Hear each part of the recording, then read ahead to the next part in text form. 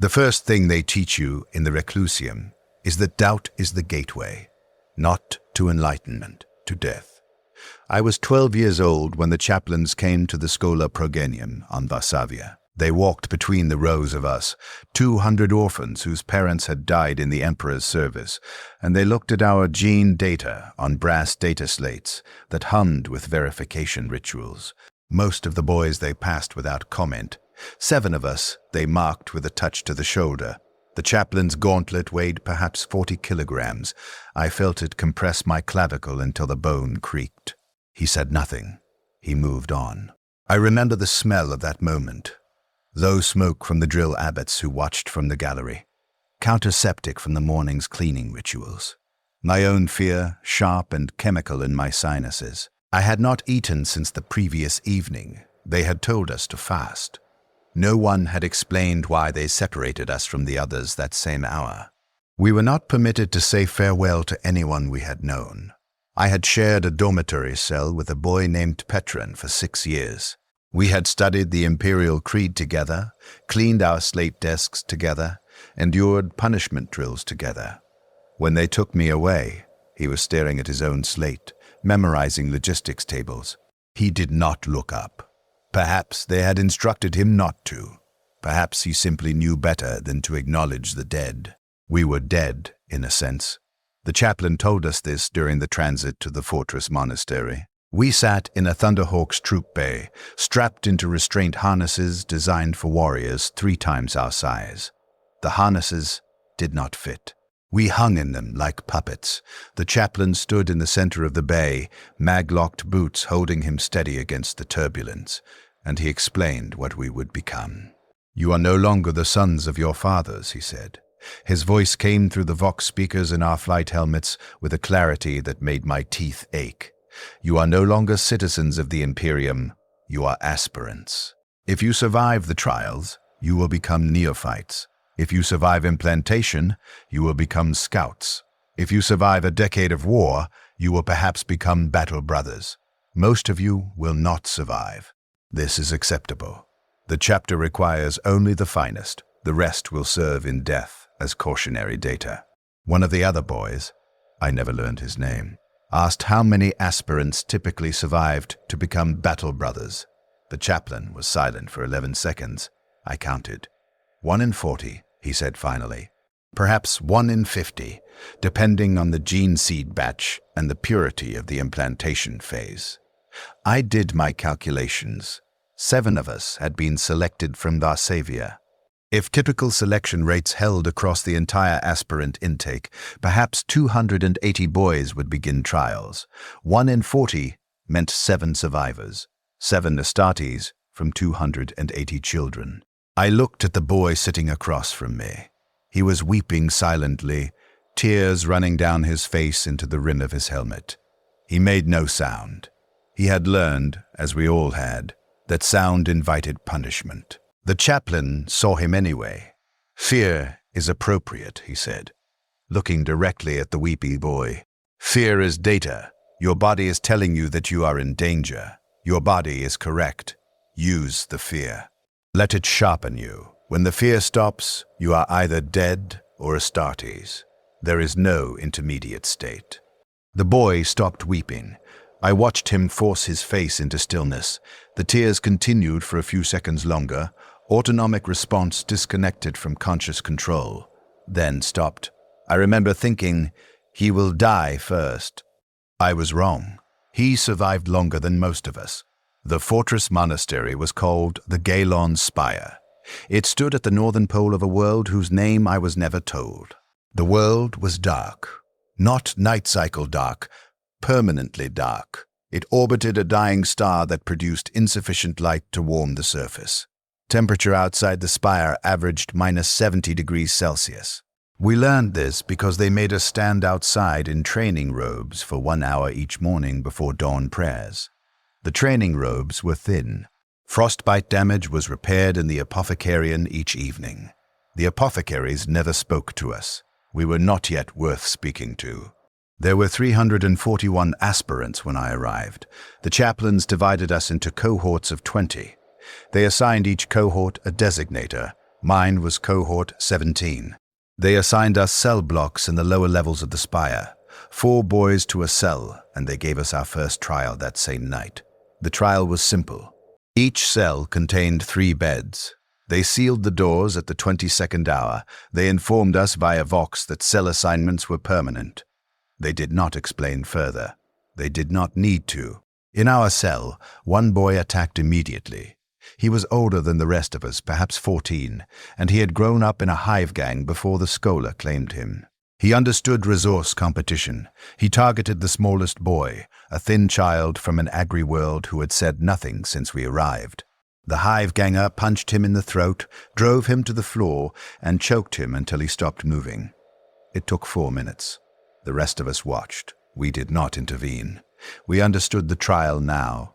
The hive ganger took the first bed. The boy who had wept in the Thunderhawk, he was in my cell, I realized.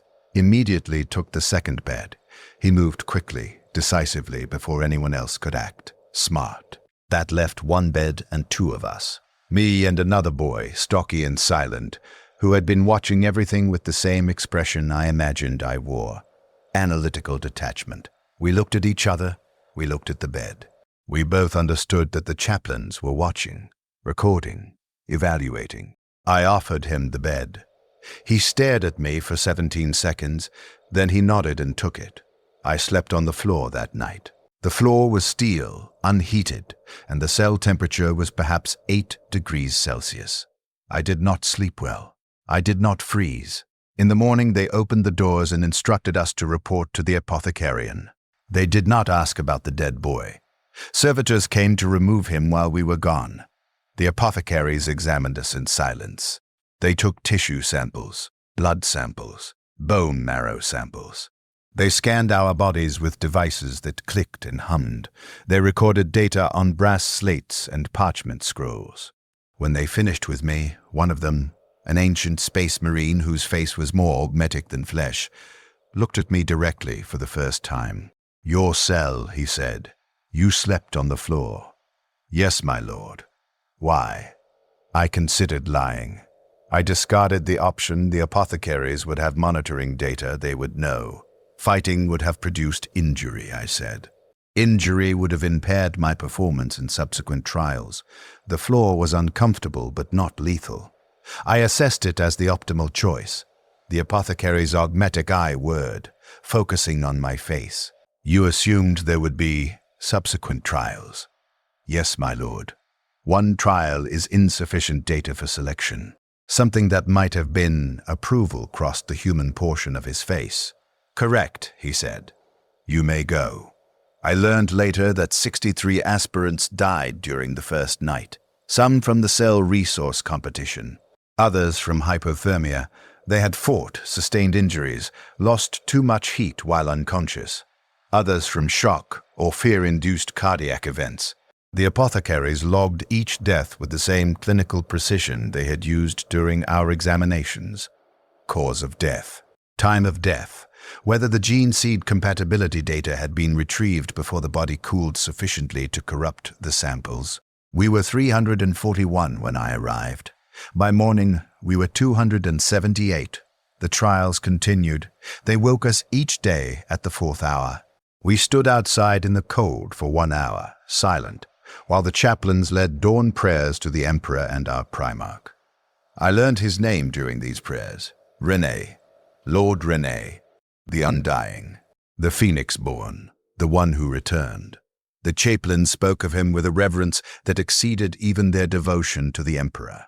They told us that Rene had been the most loyal of all the Primarchs, that during the Great Betrayal, when half the legions turned traitor, Rene had stood firm, that he had fought his own corrupted brothers, that he had been struck down in that battle, martyred, and that the Emperor himself had wept at his loss. They told us that we carried his gene seed, that his genetic legacy lived in the samples stored in the apothecarian vaults, that if we proved worthy, we would receive his gifts, his strength, his resilience, his absolute loyalty. I believed them. Why would I not? The chaplains were space marines, angels of the Emperor. They would not lie. Lies were the province of heretics and Xenos. The Imperium was built on truth. Hard truth, brutal truth, but truth nonetheless. After prayers, they fed us. 1 bowl of protein paste, 1 cup of water. The paste tasted like recycled promethium smelled. We ate it without complaint. Complaint was weakness. After feeding, they trained us. The training was methodical, progressive, and comprehensive. They taught us to fight, unarmed first, then with blades, then with training rifles that fired shock rounds instead of last bolts. They taught us to endure pain through exposure to controlled levels of injury.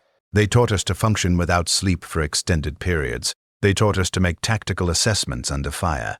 They taught us to follow orders without hesitation and to lead when ordered to lead. They taught us, above all, that we were nothing. Individual lives held no value. Only the chapter mattered. Only the mission mattered.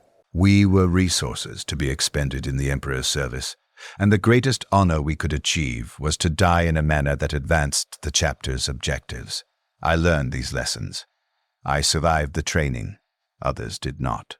The boy from my cell, the one I had given the bed to, died during pain resistance conditioning. They placed us in individual cells and exposed us to escalating levels of neurological stimulation. Direct electrical impulses to pain receptors, carefully calibrated to remain below lethal thresholds. The exercise was simple: remain conscious and recite the litany of endurance. If you lost consciousness or stopped reciting, you failed. He lasted 6 hours and 43 minutes. Then his heart stopped. The apothecaries logged the time and moved on to the next cell. The weeping boy from the Thunderhawk survived longer than I expected. He made it through 9 months of training. He died during a live fire exercise when he hesitated before breaching a door. The shock round hit him in the throat. Normally, shock rounds were non-lethal. But his trachea collapsed. He asphyxiated before the apothecaries reached him. I was the one who fired the round. The chaplain supervising the exercise did not reprimand me. He nodded once and marked something on his data slate. The exercise continued. That night, I lay in my bed. I had a bed by then. The hive ganger had died during their climbing trial when his grip failed and he fell 40 meters onto ferrocrete, and I processed what had happened. I had killed another aspirant, a boy I had shared transport with, a boy whose fear I had witnessed. I tried to feel guilt. I tried to feel anything. I felt nothing. I logged this absence of feeling as significant data. I was changing. The trials were working. The chaplains were not training us to be soldiers. Soldiers felt. Soldiers questioned. Soldiers sometimes refused. They were training us to be Astartes. Astartes did not feel. Astartes executed. Feeling was inefficient. I fell asleep quickly that night. By the end of the first year, 278 aspirants had become 91. They selected 40 of us for implantation. I was among them. The implantation process took 3 years. The apothecaries worked methodically, installing each organ in sequence, allowing time for integration and adaptation before proceeding to the next. They did not explain what they were doing. They simply performed the surgery, monitored our recovery, and either proceeded or logged the failure and moved on to the next aspirant. The first organ was the secondary heart. They installed it while I was conscious. Anesthesia, they explained, could compromise the integration assessment. I felt them cut through my sternum. I felt them move my primary heart aside. I felt the new organ settle into the cavity they had prepared. It felt wrong. Foreign, a tumor growing in my chest. Then they activated it. Both hearts beat. The rhythm was wrong initially, syncopated and struggling. Then something synchronized. The beats aligned. Blood pressure increased. I could feel the difference immediately. Strength, clarity, endurance flooding through my system as oxygenation improved. The apothecary leaned over me. The same one who had questioned me about the floor. More of his face was augmetic now, or perhaps I was only noticing it more clearly through my improved blood flow to the brain. Acceptable integration, he said. You will recover for 1 week. Then we proceed. They closed the incision and moved me to a recovery cell. Of the 40 aspirants who received the secondary heart, 37 survived. The process continued.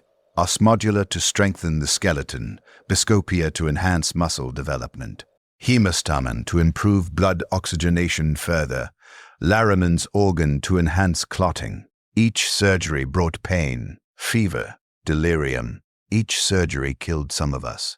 The apothecaries recorded the deaths with the same clinical detachment they had shown since the beginning. I survived each implantation. I did not know why. Superior genetics, perhaps. Luck, perhaps. The Emperor's will, if such a thing existed. I did not spend cognitive resources wondering. I simply endured. By the end of the 3rd year, 40 aspirants had become 19 neophytes. They issued us scout armor and assigned us to veteran squads. I was assigned to Sergeant Halaric's squad. Halaric was a tactical marine who had served for 73 years. He had fought orcs, tyrannids, and heretics across a dozen war zones. He had lost his left arm below the elbow during a boarding action. The apothecaries had replaced it with an augmetic that functioned with greater efficiency than flesh. He spoke rarely, moved economically, and killed without hesitation or flourish. He looked at me during our first meeting and said, "You will carry the Auspex and provide tactical reconnaissance. You will not engage unless ordered. You will not question orders during combat. After combat, you may ask questions for learning purposes. Do you understand?" "Yes, Sergeant." "Good. We deploy in 6 hours. Prepare your equipment." 6 hours later, I boarded a Thunderhawk for the first time since my arrival at the Galon Spire. We were deploying to a hive world called Crannock 7. Heretic uprising. Entire hive sectors had fallen to chaos cult indoctrination. The local planetary defense forces were insufficient to contain the spread. The chapter had been requested to provide surgical strike support, eliminate cult leadership, decapitate the organization, allow the PDF to reclaim the population. Simple, in theory. The reality was more complex. We inserted via drop pod into the upper hive levels. The pod's deceleration pressed me into the restraint harness with force sufficient to crack ribs in an unaugmented human. My enhanced skeleton endured without issue. The pod hit the ground, the doors blew outward, and we deployed into a firefight. I had trained for combat. I had practiced with weapons, tactics, target assessment. I had fired thousands of rounds during live fire exercises. Nothing had prepared me for the sensory overload of actual battle.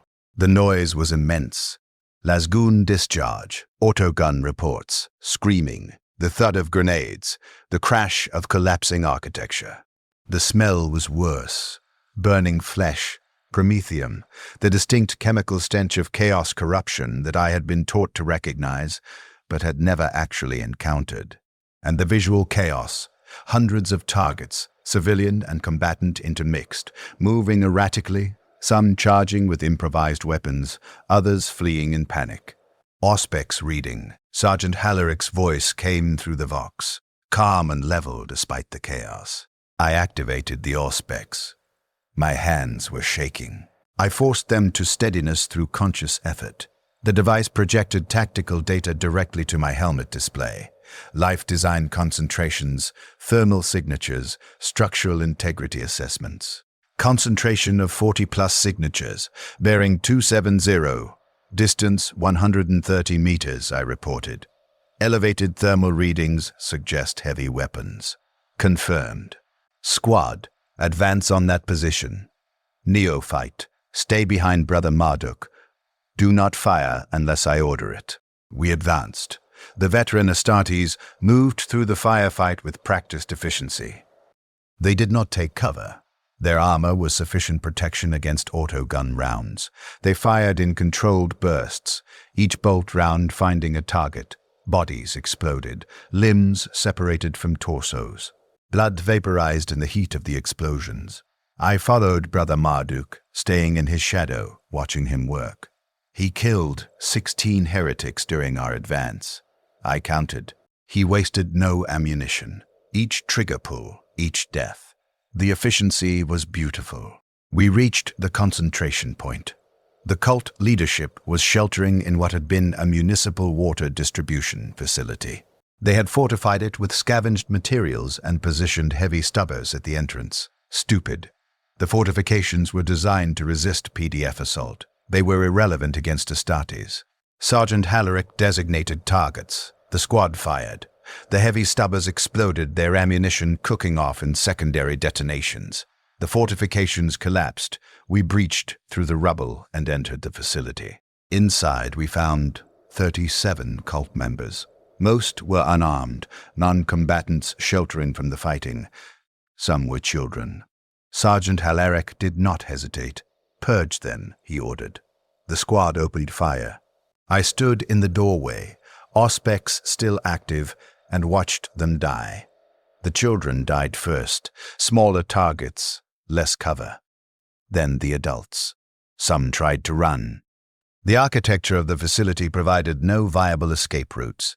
They died in the corridors, in the storage chambers, in the water tanks where they had hidden. It took 90 seconds. When it was finished, Sergeant Hallerik walked through the facility, bolt pistol ready, checking each body.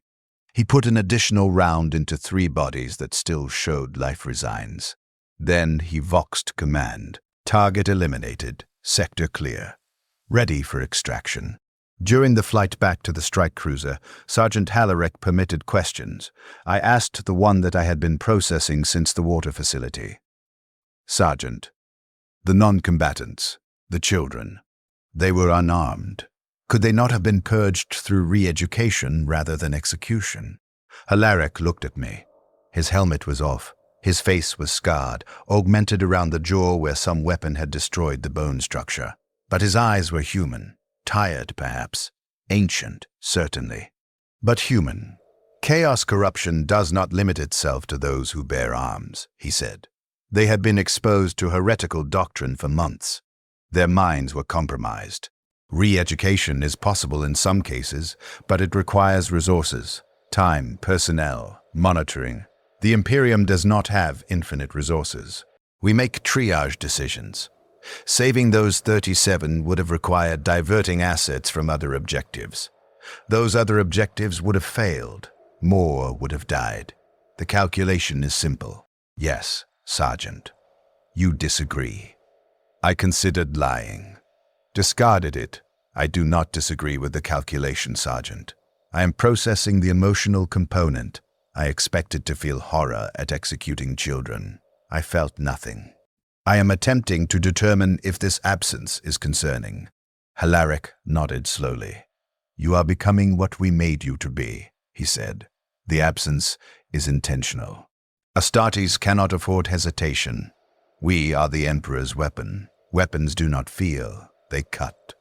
If you wish to remain human, you should have failed the aspirant trials. You did not fail. Now you are something else. What am I then, Sergeant?" He smiled. It was not a pleasant expression. "You are an Astartes," he said. "Welcome to the chapter, neophyte." I served with Sergeant Hallerik's squad for 8 years. During those years, I participated in 47 combat operations across 14 worlds. I killed orcs, heretics, corrupted PDF forces, and, once, a minor Xeno species whose name I never learned. I learned to fight in every environment the Imperium could deploy us to.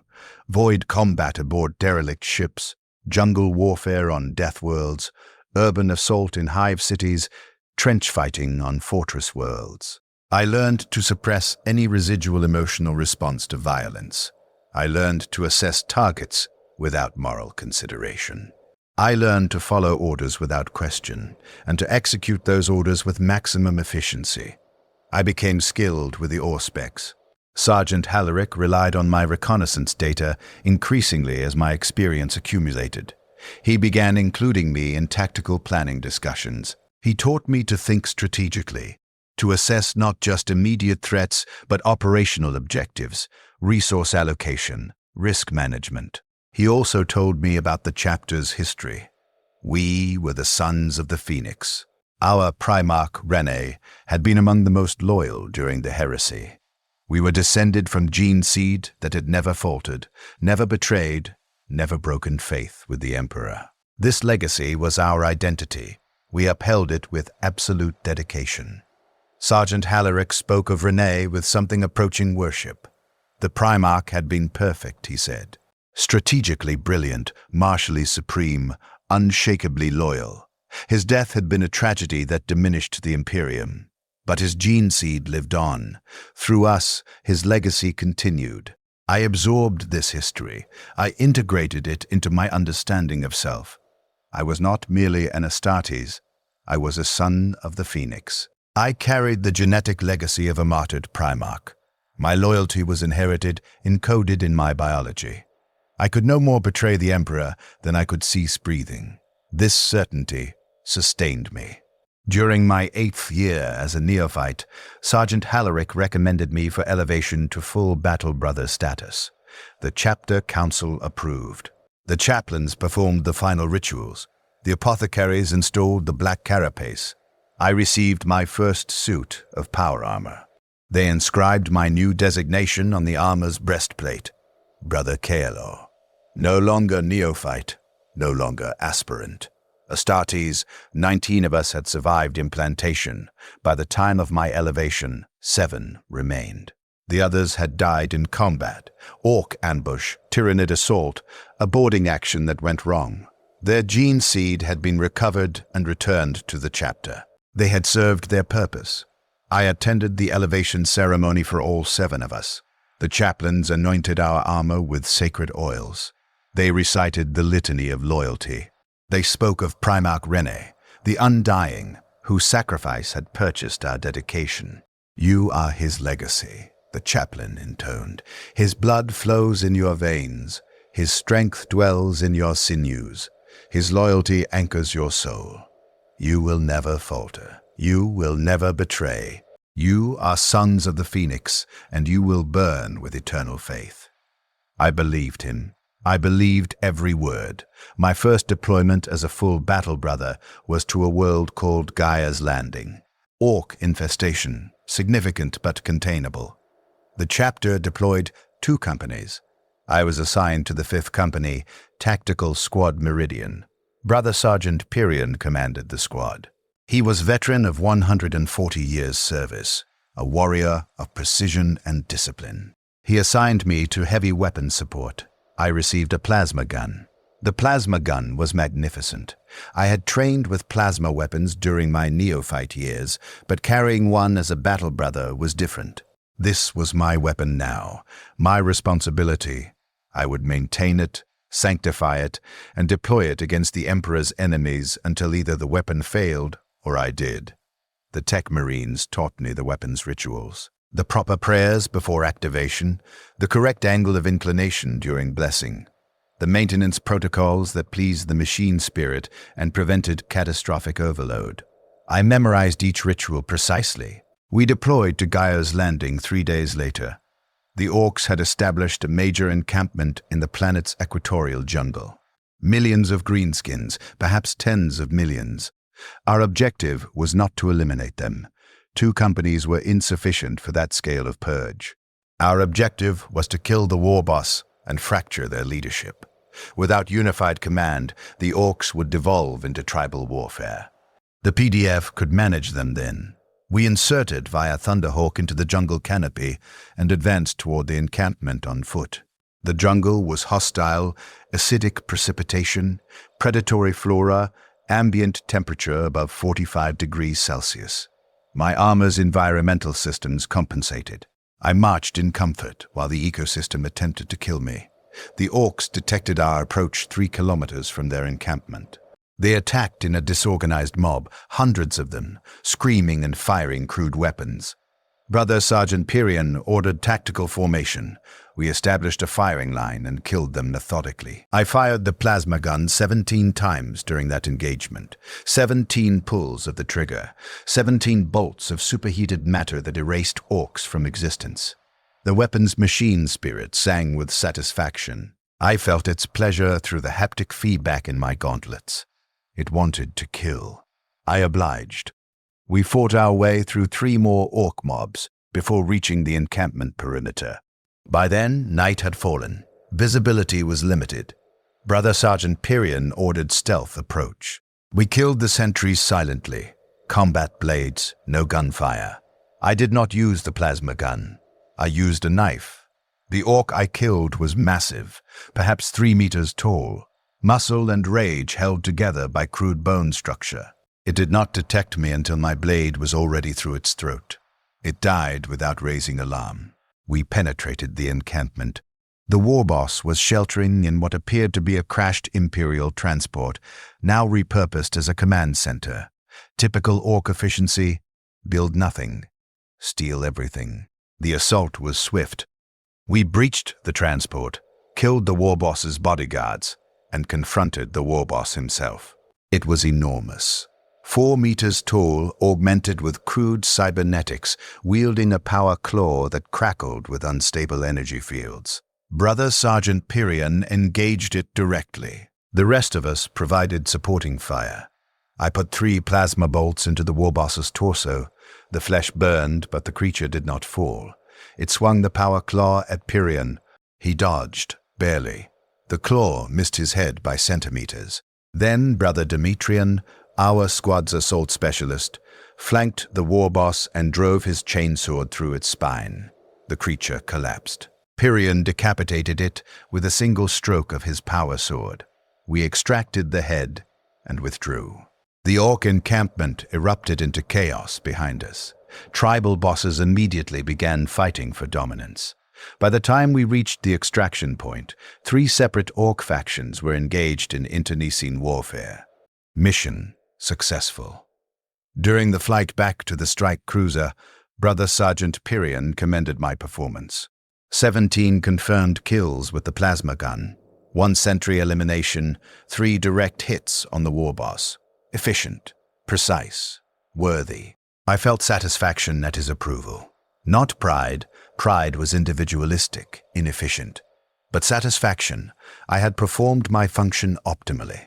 I had contributed to mission success. I had honored Primarch Rene's legacy. That night, I knelt in my cell aboard the strike cruiser and prayed. I thanked the Emperor for my strength. I thanked Primarch Rene for my gene seed. I thanked the chapter for shaping me into an instrument of the Imperium's will. I believed I was blessed. I believed I served righteousness. I believed in the absolute purity of my purpose. I would serve for 43 more years before I learned the truth. The truth would kill me. The librarium was not a place I had visited often. Battle brothers typically had no need for the archives. We fought. The chaplains preserved history. The librarians preserved lore. Each had their function, but I had been ordered to report there. The order came from Brother Chaplain Mordain, my company's spiritual overseer. He had summoned me via Vox during a routine training exercise. No explanation. Simply, report to the librarium, level 7. Archive chamber designate Phi 9. Immediately. I obeyed. The librarium occupied the central spine of the fortress monastery, 30 levels of records, data vaults, and restricted materials. Level 7 required authorization. The servitor at the access gate scanned my biometrics, verified my summons, and permitted entry. Archive chamber Phi 9 was small, perhaps 10 meters square, lined floor to ceiling with data stacks and parchment scrolls sealed in preservation fields. Brother Chaplain Mordain stood at the center of the room, reviewing something on a brass data slate. He did not look up when I entered.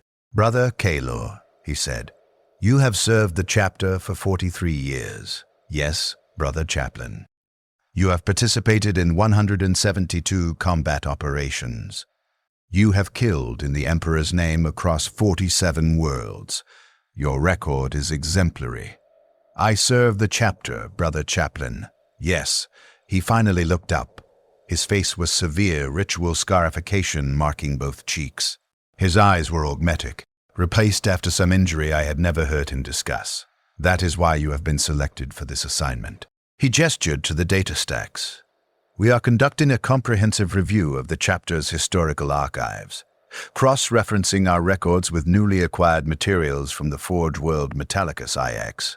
The Adeptus Mechanicus uncovered certain documents during an excavation, pre-heresy materials, sealed in a bunker that had been lost for 10 millennia. I waited. He had not asked a question. I had nothing to report. These documents contain references to Primarch Renes, Mordain continued. We must verify their accuracy against our existing records. You have been selected to assist in this verification process. Librarian Thasian will provide the technical expertise. You will provide comparative analysis. I am honored, Brother Chaplain, but I am not a scholar. My training is tactical, not archival. Precisely why you were selected. We do not need a scholar's interpretation. We need a warrior's assessment. You will read the documents. You will compare them to what you have been taught. You will report discrepancies. Yes, Brother Chaplain. Begin with the materials I have flagged. Librarian Thasian will arrive within the hour. You will work here until the review is complete. Estimated duration, 3 weeks. He left. I stood alone in Archive Chamber Phi 9, holding the data slate, and I activated the first document. It was a tactical report, pre-heresy, authored by a Captain Melchior of the 3rd Legion. The 3rd Legion, the Emperor's children, before they fell to chaos. I knew the basic history. They had been among the most loyal once. Then their Primarch, Fulgrim, had been corrupted. The entire Legion had followed him into damnation. The report detailed a joint operation, 3rd Legion and another force, working in coordination to bring a human empire into imperial compliance. The operation had been successful. The report commended the coordination between forces. The other force was identified as the 15th Expeditionary Fleet, commanded by Primarch Rene. I read the document 3 times. Nothing seemed unusual. Pre-heresy cooperation between legions was standard. Before the betrayal, the Primarchs had worked together. This was known history. I moved to the next document. This one was a personnel transfer log, dated 38 years before the heresy. It documented the transfer of 12 tech marines from Renex's Legion to Mars for advanced training. Standard procedure. All legions sent specialists to Mars. The Legion was identified by designation, 3 Legion. I stopped. The Emperor's children were the 3rd Legion. Renes's Legion should have been what? I realized I did not know. The chaplains had never specified which numeric designation our Primarch had commanded. They spoke of him as Renex, the Undying, or the Phoenix-born. Never a number. I accessed the data slate's archive index. I searched for references to Legion designations. There were 47 documents that mentioned Rene's Legion. Every single one identified it as the 3rd Legion. I felt something I had not experienced in decades. Confusion. Not tactical confusion. That was manageable. A problem to be solved through analysis. This was deeper. Foundational confusion. Something was misaligned in my understanding. The Emperor's children were the 3rd Legion. This was historical fact. The Emperor's children had fallen to chaos. This was also historical fact. But the document said Rene commanded the 3rd Legion. And Rene had not fallen. Rene had been martyred fighting the traitors. The 2 facts could not coexist. I continued reading. The next document was a battle report from the heresy itself. Early stages before the legions had fully divided. It described a conflict on a world called Istvan III, loyalist forces ambushed by their own commanders, virus bombing from orbit, mass casualties. The survivors included elements from 4 legions whose Primarchs had declared for the War Masters' Rebellion. Among those survivors, battle brothers from the 3rd Legion who refused to turn traitor. They fought against their own Primarch's forces. They died mostly. A few escaped. The report specifically mentioned that Primarch Fulgrim had personally ordered the bombardment. Fulgrim. The 3rd Legion's Primarch was Fulgrim, not Rene's. I set down the data slate.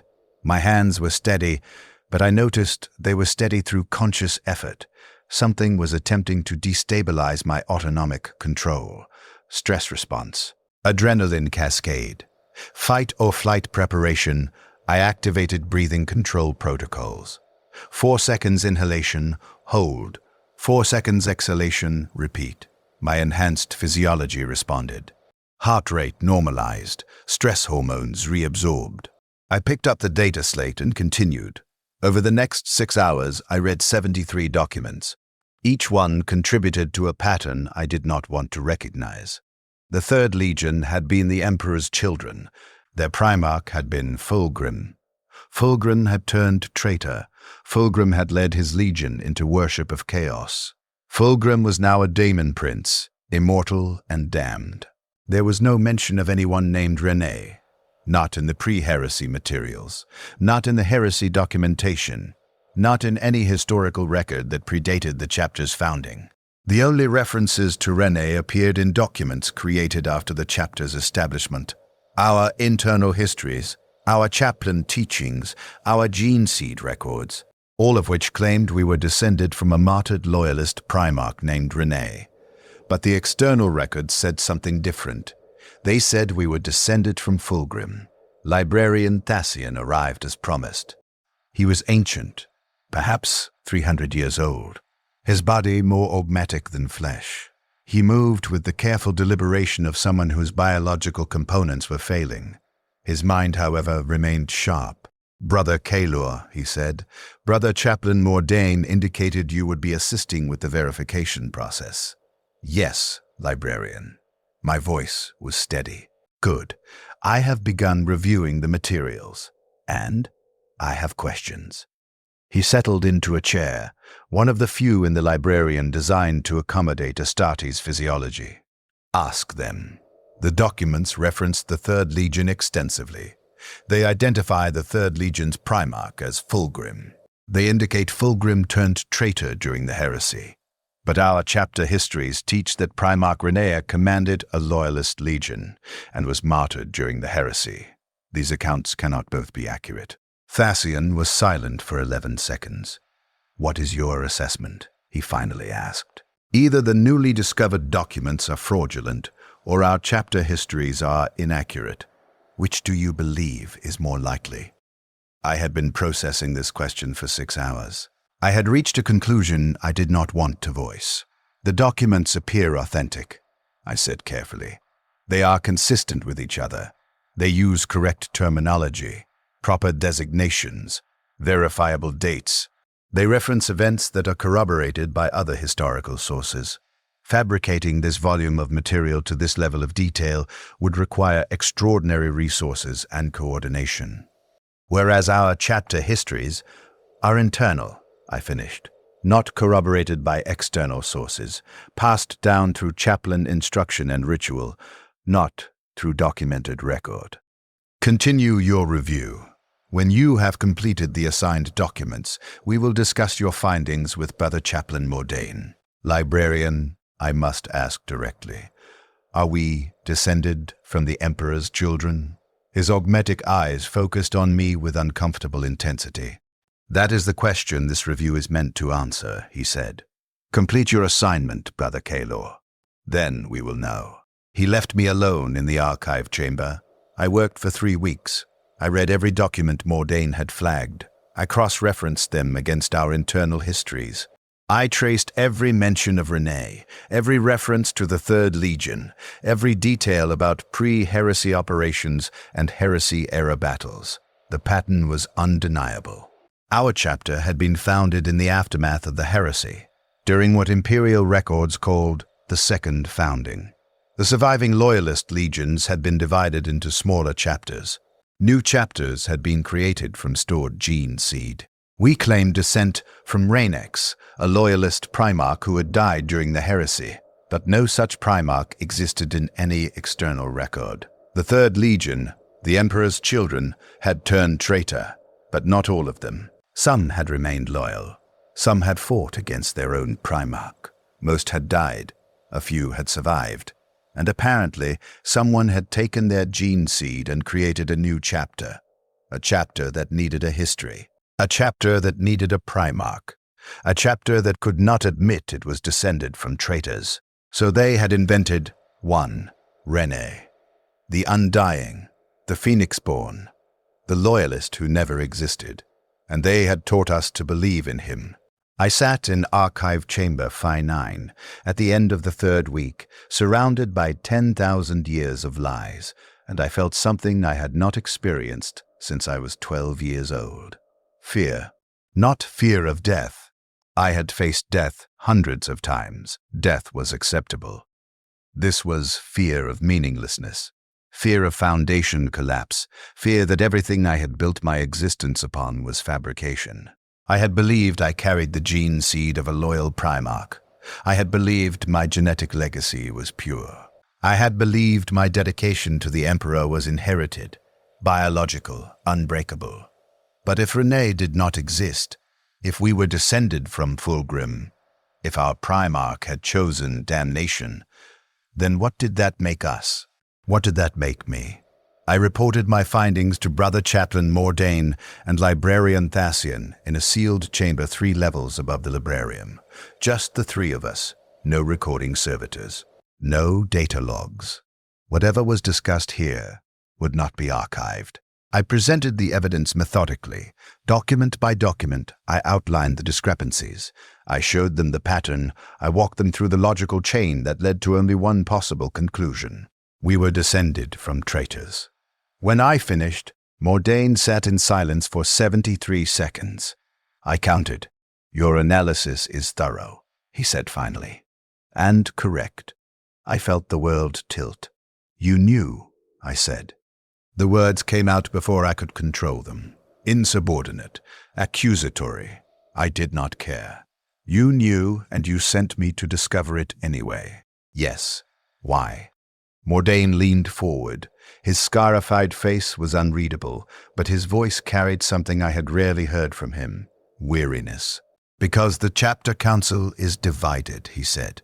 "Half believe we should acknowledge the truth, integrate it into our identity, become the chapter that overcame its legacy. The other half believe the truth should remain sealed, that maintaining the fiction of Renee serves the chapter's function and morale better than confronting uncomfortable reality. And my review was a test case. You are respected, veteran, loyal. If anyone could process this truth without breaking, it would be you. If you could accept it and remain functional, it would support the argument for disclosure. If you broke, he did not finish the sentence. I would prove that the truth is too dangerous to spread. Yes, I looked at Librarian Thasian. And you, which side of the division do you support? I support truth, he said quietly. But I am old enough to recognize that truth is sometimes a luxury the Imperium cannot afford. We are descended from Fulgrim's gene seed. That is fact. But Fulgrim is now a creature of chaos, immortal and damned. If the wider Imperium learned our origins, they would declare us tainted. The Inquisition would investigate. We would be purged, most likely. 10,000 years of loyal service would be erased because of genetic heritage we did not choose. So the lie protects us. Yes. And Renee's is a useful fiction. He gives you identity, purpose, a heritage you can take pride in. The truth gives you nothing but questions. I processed this for several minutes. They waited. I cannot unknow what I have learned, I said finally. No, Mordain agreed. You cannot. What happens now? That depends on you, Brother Kalo. Can you carry this truth and continue serving? Can you honor the Emperor knowing your Primarch betrayed him?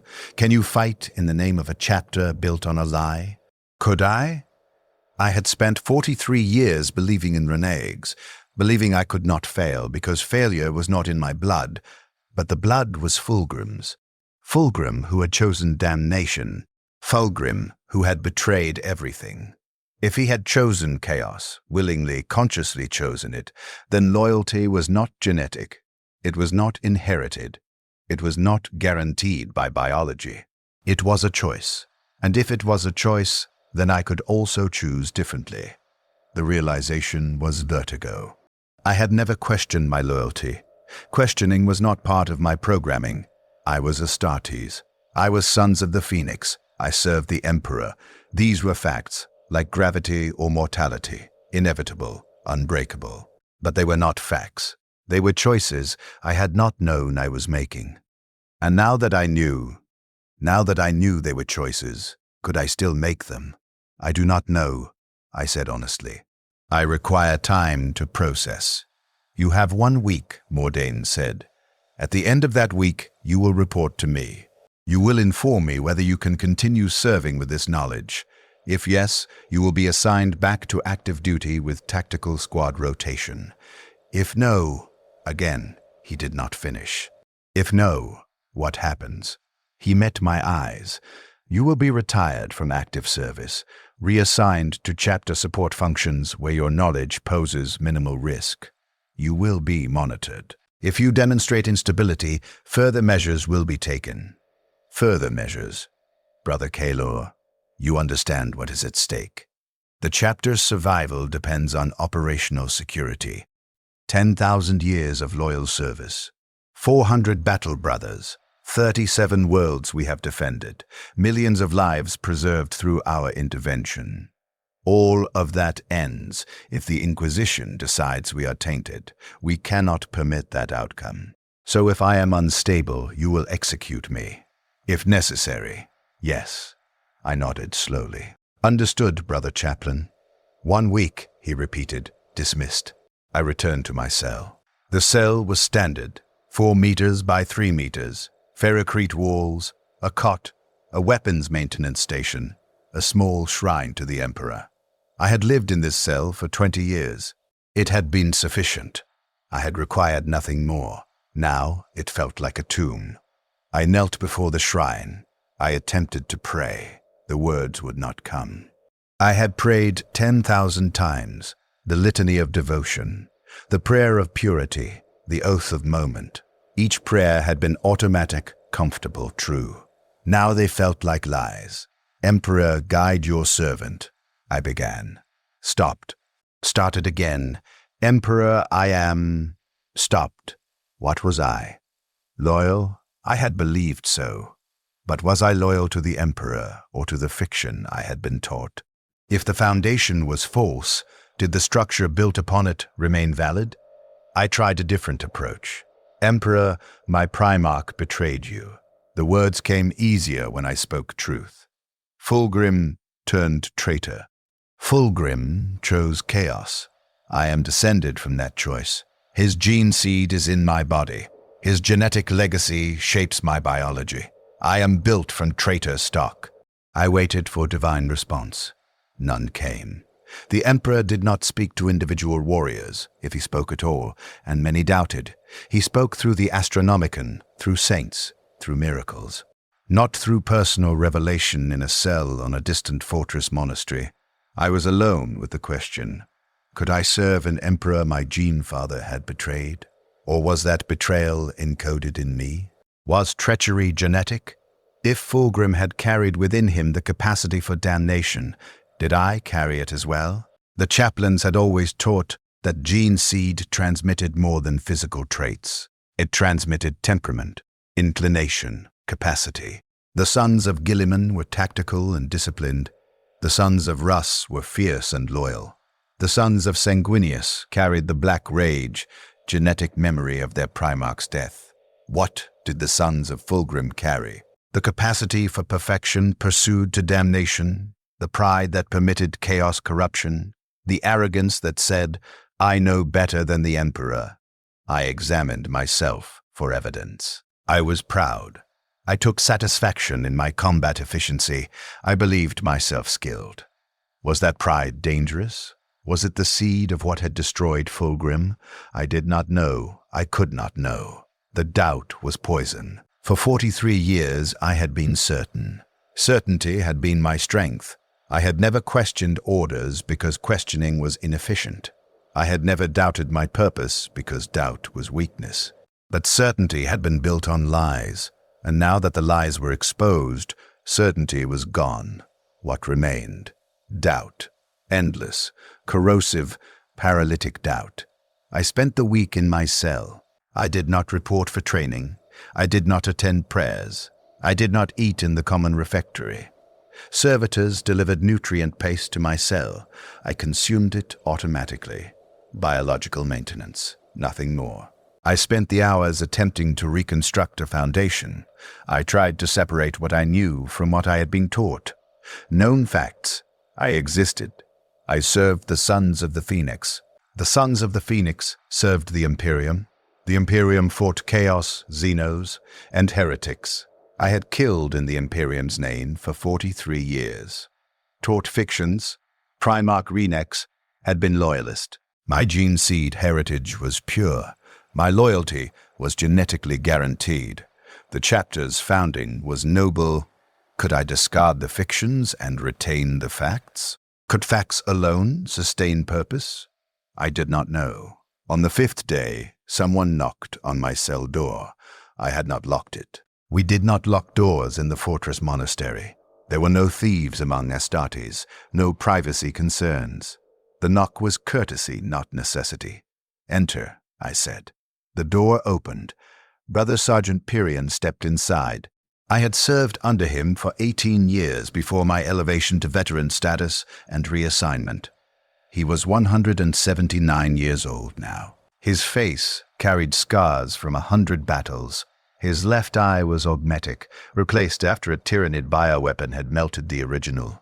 He moved with the careful economy of a warrior who had learned not to waste energy. He looked at me, kneeling before my shrine, unmoving, and he closed the door behind him. "Brother Kaelor," he said, "you have not reported for duty. I am on leave, Brother Sergeant. Chaplain Mordain authorized 1 week for personal reflection. I am aware. I am also aware why. You know? I have served this chapter for 179 years. I am not blind, and I am not ignorant. Yes, I know. I have known for 60 years. You knew we were descended from traitors. I knew we were descended from Fulgrim's gene seed. Whether that makes us traitors is a different question." He sat on my cot. Again, a courtesy. He could have remained standing, but he chose to place himself at my eye level, equalizing the conversation. "How did you learn?" I asked. "I was assigned to the same archival review you just completed. Different documents, same conclusion. The chapter council uses this assignment as a filter. Every few decades, they select a battle brother they believe can handle the truth. They expose him to the evidence and observe his reaction. Most pass the test. They integrate the knowledge and continue serving. Some do not. What happens to those who do not pass? They disappear. Officially, they are reassigned to distant operations or lost in combat. Unofficially, he shrugged. I do not ask questions I do not want answered. They are executed. Probably, I processed this. How many of us know? In the current chapter roster, perhaps 40 battle brothers. The entire chapter council, most of the chaplaincy, the senior apothecaries and tech marines.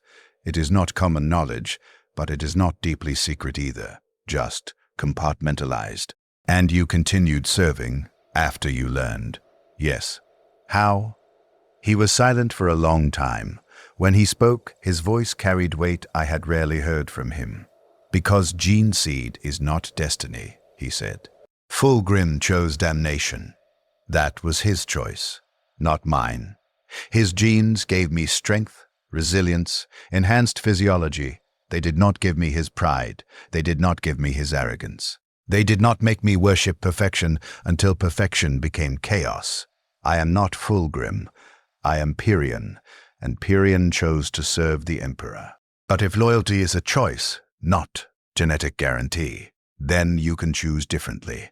Yes, that is the realization that destroys some of us. He leaned forward. Brother Kaelor, you have spent 43 years believing you could not fail because failure was not in your nature. Now you know that is false. You can fail. You can turn traitor. You can choose damnation, just as Fulgrim did. The capacity is in you, in all of us. How is that not terrifying? It is terrifying, but it is also liberating. You are not a machine programmed to loyalty. You are a conscious being who chooses loyalty every day. That choice has meaning precisely because you could choose otherwise. Fulgrim's betrayal does not diminish your service. It makes your service more significant. You are loyal despite genetic heritage. You are loyal because you decide to be. I wanted to believe him. I wanted to accept that logic. But doubt remained. What if I cannot choose correctly? I asked. What if the genetic inclination is stronger than conscious will? What if Fulgrim's corruption is encoded in us, waiting for the right stimulus to activate? Then we are already damned, and everything we do is irrelevant. Pyrion's augmetic eye word, focusing on me with uncomfortable precision. But I have served for 179 years. I have known this truth for 60. I have fought chaos cultists, chaos space marines, even, once, a minor demon. The corruption has never touched me. Not because I am special, because I do not permit it. Because I choose the Emperor every time the choice presents itself. And if one day you cannot choose correctly, then I will request execution, and the chaplains will oblige. He said it matter-of-factly. But until that day comes, I serve. That is all any of us can do. He stood. You have 2 more days before Chaplain Mordain requires your answer. I suggest you spend them deciding who you are, Brother Kalor. Not who Fulgrim was, who you are. Because that is the only question that matters. He left. I remained kneeling before my shrine for another 6 hours. Then I stood. I went to my weapons maintenance station. I field-stripped my plasma gun, the same weapon I had carried for 43 years. I cleaned every component. I blessed each piece according to the Mechanicus rituals. I reassembled the weapon and tested its machine spirit's responsiveness. The plasma gun functioned perfectly. It did not care about my genetic heritage. It cared whether I maintained it properly and deployed it effectively. Perhaps I could be the same. I reported to Chaplain Mordain on schedule. He received me in his personal chambers, a space I had never entered before. The walls were covered in purity seals, prayer scrolls, and a single portrait of the Emperor in his pre-heresy incarnation. The portrait was ancient, perhaps dating to the heresy itself. The Emperor's face was stern, uncompromising, absolute. I wondered if he had known Fulgrim would turn, if he had seen the seeds of corruption in the Primarch he had created, if he had tried to prevent it, or simply accepted it as inevitable. I would never know. Brother Kalor, Mordain said. Have you reached a decision? Yes, Brother Chaplain. State it. I will continue serving. I am loyal to the Emperor. My genetic heritage is irrelevant to that loyalty. I choose to serve despite my Primarch's betrayal. I choose the Emperor. You are certain? Yes. You can carry this knowledge without breaking? I can. He nodded slowly. Then you are reinstated to active duty. You will report to... He waited. Why did Fulgrim choose chaos? Was it genetic flaw? External corruption? Circumstance? If I am to remain vigilant against the same failure, I must understand what caused it. Mordain's expression shifted. Approval, perhaps. The historical records indicate multiple factors, he said. Pride was the foundation. Fulgrim believed the Emperor's children should be perfect in all things. That pursuit of perfection made him vulnerable to chaos whispers. A daemon-possessed blade completed the corruption, but the blade could only possess him because he had opened himself to it, because his pride said he could wield chaos without being touched by it. So pride is the vulnerability. Pride is one vulnerability. There are others. Rage, sorrow, despair, love. Any emotion pursued to extreme becomes a gateway. The solution is not to eliminate emotion. That is impossible. The solution is discipline, control, never permitting any single inclination to overwhelm rational judgment. I considered this. So Fulgrim failed not because he was genetically flawed, but because he lacked discipline. Correct. Then we are not inevitably corrupted. The capacity is in us. Discipline keeps it contained. I nodded. Understood, Brother Chaplain. I will remain vigilant. Good, you are dismissed. I left his chambers. I believed what I had told him. I believed I could serve despite the truth. I believed discipline would be sufficient. I was wrong. The doubt did not leave. I returned to active duty. I deployed with Tactical Squad Meridian. I fought orcs on a jungle world, heretics in a hive city, a chaos cult on an agricultural planet. I performed my function. I killed efficiently. I followed orders without hesitation. But the doubt remained. Every time I pulled the trigger, a small voice in my mind asked, "Are you serving the Emperor, or are you serving habit? Are you loyal, or are you simply programmed?" Every time I knelt in prayer, the voice asked, "Does the Emperor hear you? Does he accept service from traitor stock, or are you damned by genetic heritage regardless of choice?" Every time I saw the chapter iconography, the phoenix rising from flames, the voice asked, "Is that symbol truth or lie? Are we rising from betrayal, or are we pretending betrayal never happened?" The voice was quiet, easily ignored during combat. But in quiet moments, during transit between operations, during equipment maintenance, during sleep, the voice grew louder. I told no one. I believed I could manage it through discipline. 6 months after my reinstatement, I killed a heretic who looked like Primarch Fulgrim. This was not literally true. The heretic was human, unaugmented, perhaps 40 years old. But his face, narrow, aristocratic, with the same bone structure I had seen in historical picts of Fulgrim, triggered something in my pattern recognition. I hesitated. 3 seconds, perhaps 4. Then I fired. The plasma bolt erased the heretic's head from existence. But Brother Sergeant Pyrion had noticed the hesitation. After the operation, he pulled me aside. "What happened?" he asked. "Nothing, Brother Sergeant." What happened? I could have lied, claimed equipment malfunction, target assessment uncertainty, tactical consideration. But this was Pyrion. He knew. He had walked this same path. The target reminded me of Fulgrim, I said quietly. I hesitated because I questioned whether I was killing the Emperor's enemy or punishing my gene father by proxy. Pyrion's expression hardened. "This is how it begins," he said. "The doubt becomes interference. The interference becomes hesitation. The hesitation becomes failure. You cannot permit this progression. I am managing it. Are you? Because from where I stand, you are degrading. You hesitated. In combat, that is unacceptable." "It will," he said grimly. "Unless you resolve the doubt entirely. Brother Kaelor, you told Chaplain Mordain you could carry this knowledge. If that was false, you must report it, before you fail in a manner that costs lives beyond your own." "I can manage it," I insisted. He looked at me for a long time. "I hope you are correct," he said finally, "because if you are not, the chapter will remove you, and I will not be able to prevent it." I redoubled my discipline. I meditated for 2 hours each day, focusing on loyalty, on choice, on conscious dedication to the Emperor. I recited the litanies until they became background process, running constantly in my mind. I avoided situations where I might be alone with my thoughts. It helped, slightly. But the doubt continued growing. 10 months after my reinstatement, I was assigned to training duty, teaching aspirants basic combat techniques. Routine assignment. Every battle brother served training rotations periodically.